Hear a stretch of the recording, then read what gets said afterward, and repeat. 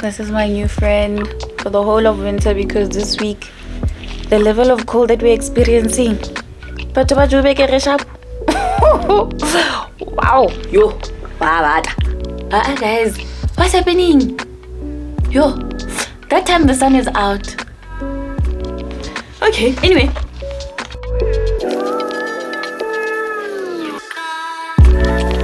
Hey everyone, welcome back to my YouTube channel. If you're new to this channel, my name is Elle Ramaila, and if you're returning, welcome back. Today I will be discussing CTA, and I loved it so much that I did it twice. I can't even say that with a straight face, but I think I had to even write down my notes just so that I can separate my first attempt versus my second attempt. And yeah, man, I think now I just want to focus more on my second attempt when it was successful and why it was successful, even though I had a 6-month baby when I started my CTA year. And the first thing was funding, right? So if I just backtrack, I did my CTA with my second attempt through UNISA, and coming from a Monash background, funding was a bit tricky from the get, because I think I was privileged enough that my parents could afford that school. But now when I was thinking about how I was unsuccessful, like that guilt of I wasted my parents' money was so overwhelming that in my second attempt I just wanted to make it lighter for my parents. So that's why I was like, listen, let me do it through UNISA. It was at that time like 20,000 rand to do the course, and I was like, please, I'll make it worth your while. I'll make sure that I study.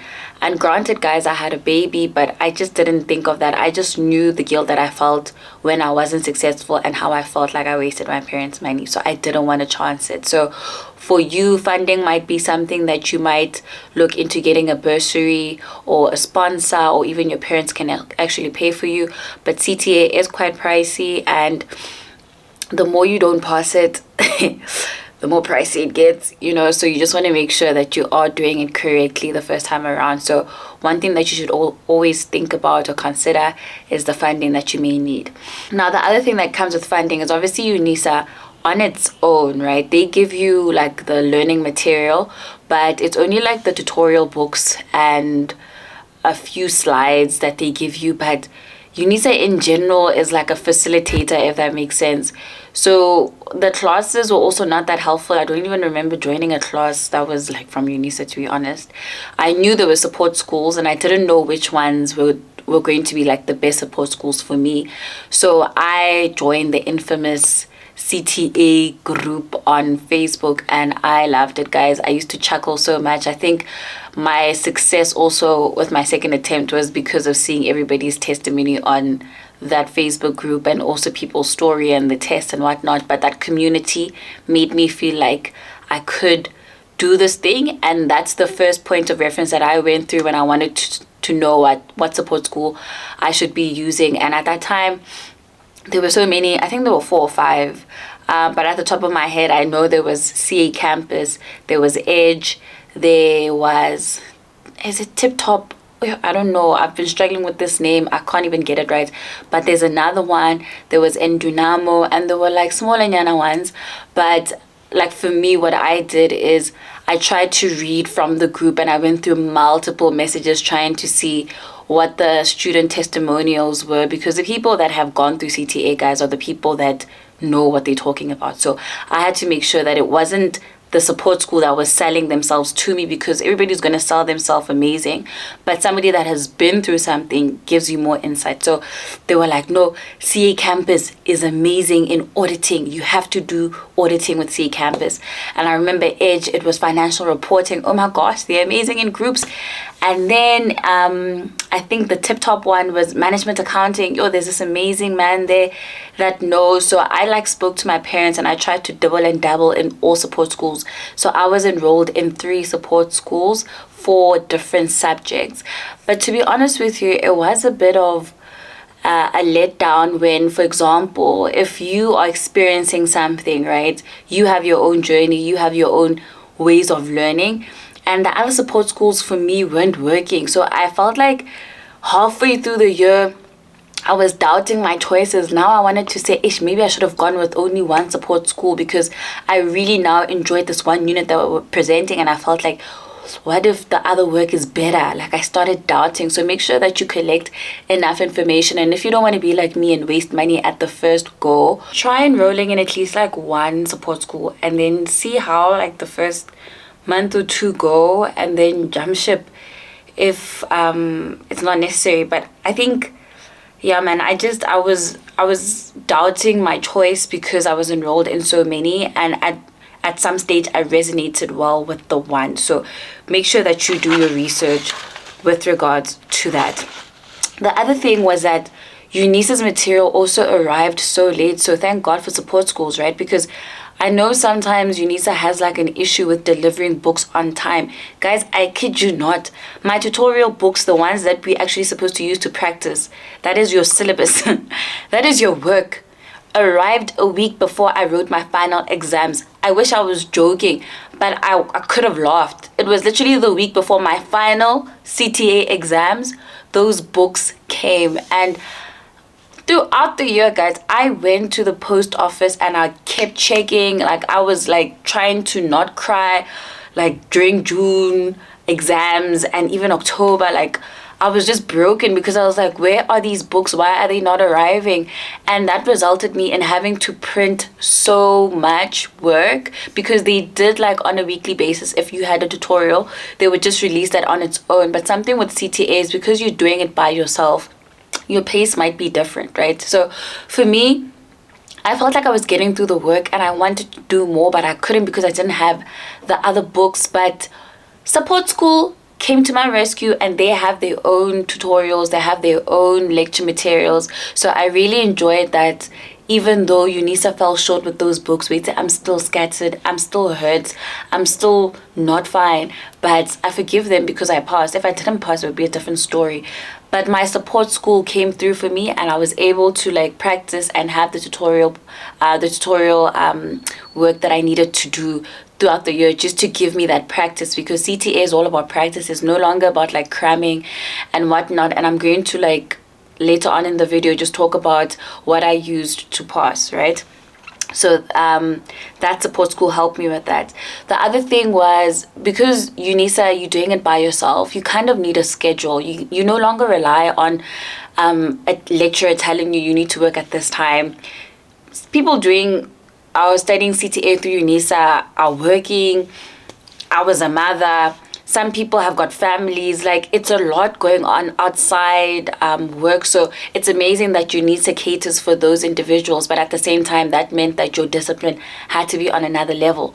So for me, a child's schedule is unpredictable. Like, I had to see what Zoe was feeling, but I had to get her into a routine in the mornings because I felt like I was more productive in the morning. So what I would do is, we found multiple helpers during the year, but the standard day schedule for me was I would wake up at around 5 a.m. just to breastfeed, and then at 8 or 8:30 I would leave and go to my cousin's house. She lived near me and she had a lapa, and so I turned that into a study room. I would leave at 8:30. I would watch my lectures, do my tutorials, whatever I needed to do between 9 and maybe 2 o'clock, and then afterwards I'd have to go home because I had to breastfeed. Zoe was purely breastfeeding, so I had to go home, breastfeed. At around 6 she would take a nap, and I would like revise for like 30 minutes while she's taking a nap. If I was lucky, I would get an hour, and then I'd put her back to sleep at around 9 or 10. And then I would do the night shift, like from 10 until midnight. I would be doing a tutorial or watching a lecture. So that was what worked for me. And although it was very painful, guys, because I had a very demanding child who wasn't sleeping during the night. She wanted to breastfeed like every hour. And because I was home, kids get so used to you being home. So she was so needy, but at the same time, my books were also needy. Like, I was being pulled in multiple directions. But at least I had that schedule. At least it kept me sane, and I kept myself accountable. The other thing that kept me accountable with that schedule was I had this massive calendar near my study table at home, and this calendar was from January to December. It was big, guys, and it had all the dates of when my tests were going to be, my exams were going to be, when my assignments were due. Like everything that I needed to get through the year was on that calendar, and I would like take it off because it kind of gave me comfort that I was doing something. So crossing stuff off kind of made me feel like I'm accomplishing things, and it was getting nearer to the end of the CTA journey, and that's all I had in my mind, a winning mentality, that irrespective of the fact that I had a baby, my schedule was a bit unconventional, I was making it work because I needed to make it work. So get yourself a calendar. If you don't have one, blast it there. There's just something about visualization that makes you feel like you are almost there. The other thing that I really don't want to undermine is my family support, and my mom and my little brother, my dad, like my helpers. Like there were so many people around me that were helping me get through to the finish line because of my circumstance. So I would advise you and encourage you that you need to draw the support from the people around you and your family members, your friends, whoever you may need, just to get you through. So without them, nobody would be taking care of Zoe, and the weight would be so much. We all know that the weight of CTA is immeasurable. Sometimes it just feels like it's unending, but because they were there to help me and assist me when I was gone in the morning or during the evenings when I really just wanted an hour by myself, my mom would be there to help me. So really make sure that you draw from the support around you so that you're not feeling too overwhelmed, or you're not feeling like you're not going to make it because your circumstances are not what you want them to be. You just have to look past that and have a winning mentality and know that it's possible. If it was possible for me with a 6-month baby, guy, girl, it's definitely possible for you. Okay, so outside my family support, I also made sure that I was really organized throughout the year. Like organization is a key to success. Don't let anybody lie to you. But we bought a bookshelf. I convinced my dad to go buy a bookshelf because I knew there was 10,100,567,000 books when you're doing CTA. So I needed a bookshelf, and just to organize myself, I made sure that I had a file for every unit. So that means I had like maybe 8 files per unit. 1 file per unit, so 8 in total. And then I also had like hardcover books where I would do my tutorials there. So for example, whenever the TAT was allocated to us and I really wanted to make sure that I'm giving my best foot forward, I would simulate the actual exam or the test, and I would practice my TATs under exam conditions. So that is the book. I made sure that it was in one book so that I knew where it was and it wasn't like scattered all over being in an exam pad. And I know when I got something like wrong from a tutorial, I would rewrite the answer. And the reason why rewriting an answer helped me was because I kind of knew now or understood how much these people wanted, because essentially when I started answering, I was just writing down stuff, right? And then jiggy I see the solution. The solution is a whole page. I'm like, what? And I mean, everything that they're saying is making sense, but that didn't come from me. So I got into the habit of writing down word for word, verbatim, every tutorial that I was getting wrong. Even if I got like one thing wrong, I will rewrite, because now that got me into this flow of knowing that when I fall short in an answer, it's because I missed something, or that just kind of gives you practice to know what you should aim for in your answering. So getting organized is something that really helped me. So that bookshelf, that calendar, getting my hardcover books on lock, and then also getting all my stationery, my highlighters, my pen, my pencils, my rulers, my calculators. And even though I had to invest in a financial calculator, you really need one, because at some stage I thought, something like a management accounting question, I will lie about my NPV at the end, but girl, don't play yourself. I also actually bought like a printer because the printing fees were getting out of hand, and that was because my books weren't arriving. So the cost of going to a printing store every second day, which felt like, I was like, you know what, let me just buy a printer. I convinced my parents, hey guys, I do a lot of convincing. I convinced my parents we need a printer. My brother's gonna need it, my mom's gonna need it. I'm like, we need this printer, guys, let's just get this printer. I got a printer. I also didn't have a personal laptop because the laptop that I was using in undergrad kind of died on me. And studying through UNISA, you need good Wi-Fi, you need a laptop. It is what it is, right? So I was like, let me just find the cheapest laptop that has Word and Excel and a place to save all my PDFs, you know? So I wasn't like trying to be fancy. What is an Apple MacBook for what? Wena, you need a laptop, normal, Lenovo, 2000, just quick, you know? So I just needed a small laptop that was gonna like secure all my information, and I made sure that our Wi-Fi was on point and it was uncapped and I wasn't going to run into like network issues.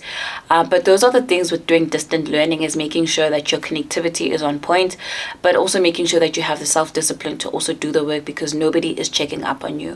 The other thing that I would encourage you, if you are studying through UNISA, the Facebook groups are amazing. So I had obviously we have the big CTA group with all the UNISA students and the UNISA alumni, but our support school also had a Facebook group, and I really maximized on that. I formed relationships with people that I've never even seen, I've never even spoken to, up until certain times where I reached out or they reached out and we started talking, because we found that we were resonating about the same things.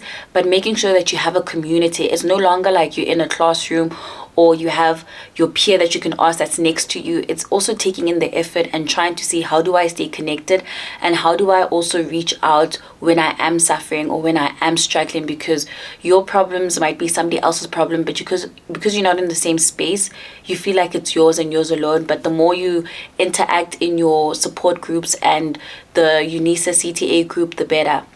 I really believe in community and making sure that your journey is not isolated, because a lot of times you will battle that feeling of isolation when you are studying through UNISA. But just make sure that you are also being brave enough to reach out to people that you see are very active, and maybe ask them questions and see how it's going to go for you. But otherwise, I really did enjoy studying through UNISA. I would recommend it. If I had to compare it to my previous CTA attempt, I would definitely say UNISA hands down. And the reason for that, it taught me how to be self-sufficient. It taught me how to speak up for myself. It forced me to face my own problems. It forced me to kind of pull within myself and kind of manage myself, my time, my schedule, my books, my organization. Like, it kind of taught me so much more than I did when I was in my first attempt, where everything was just given to me and I was not sure of myself. But that's a different video. My first attempt is something else. But I hope you guys enjoyed this video. Please take note of all the tips that I have mentioned, by making sure that you are within a community, you are getting organized, you are getting the support that you need, you're making sure that you have all the necessary equipment, your laptop, your printer, your connectivity is on point, you don't have any network issues, and also speaking out, sending emails to your lecturers, and facing those problems as and when they come, and not leaving them up until that very moment when you're writing a test or an exam, because that's when it gets a bit shaky, very shaky, and you don't want to be in that position. But otherwise, I hope you guys enjoyed this video. Don't forget to like, to comment, to share, and to subscribe, and I'll see you guys in my next video. Bye.